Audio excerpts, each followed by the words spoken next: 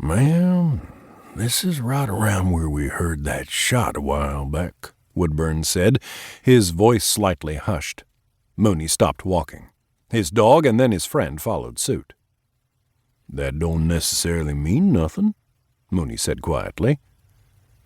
"Maybe we should just go to your truck and call the police or something," Woodburn whispered. "Man, we got 2 guns," Mooney said. "Besides, what are we going to tell 'em? Haul y'all asses out here to shut this fool's lights off. You watch too much TV." He made a clicking noise with his tongue, and men and dogs veered off their intended path and headed for the lights. When they were about 50 feet out, Mooney squinted at the pickup that sat silently in the clearing. From where they were standing, they were looking at the truck head-on. The driver's side door was standing open. The interior light either didn't work or had already burned out. "I know that truck," Mooney said quietly. It was a black Ford F-150, which in Gulf County was like saying its name was John. But the gator's antenna topper was ringing a bell for Mooney. "Whose is it?" Woodburn asked. "Hold on, I'm thinking," Mooney answered. He was quiet for a moment. "That's Sheriff Hutchins' truck." "Are you sure?" his friend asked him. "Yeah, man, I put a new tranny in it last year," Mooney answered. "Oh, man, I don't like it," Woodburn said.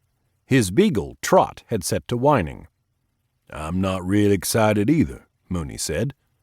"But maybe he needs help or something." "Not from us, man," Grant said. "Maybe from the cops." "Man, pull your pants up," Mooney said. "Norman, let's go," he said to his dog, and started following him slowly into the clearing. Mooney and Norman were in the lead, Woodburn and Trot lagging a bit behind, which was definitely Woodburn's choice and not the dog's. The beagle strained at his leash. As Mooney got closer, he realized that the weird shininess on the driver's side window wasn't some trick of the light. It was something on the window, all over it. He stopped walking.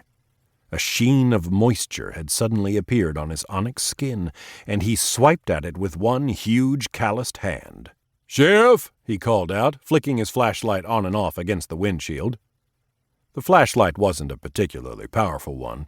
Its light bounced off the glass, revealing nothing. "Hey, Sheriff! It's Mooney White."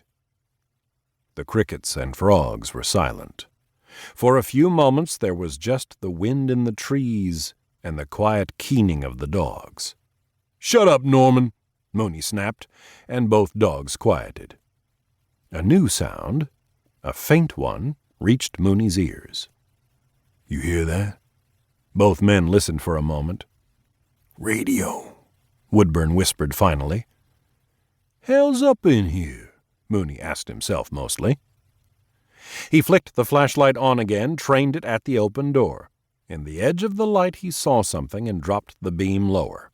Beneath the door he saw pants. Knees of pants. And one hand just hanging there. "Oh, hell, man," Woodburn whispered. "This ain't right at all."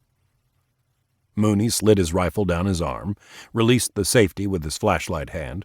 The light bobbed off to the side of the truck. "Sheriff," Mooney called again. "Scaring Mooney just a little bit here." There was no answer. Norman gave out a couple of barks, higher pitched than some people would expect from such a sturdy dog.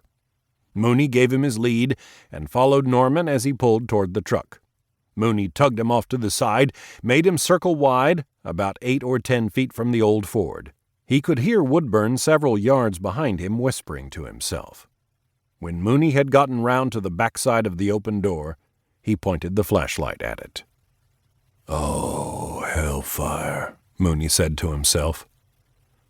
Sheriff Hutchins was slumped forward on his knees, his upper body hung up on the open door. Closer up, the black on the window wasn't black at all, but a deep red, and there was a lot more of it on the inside of the door.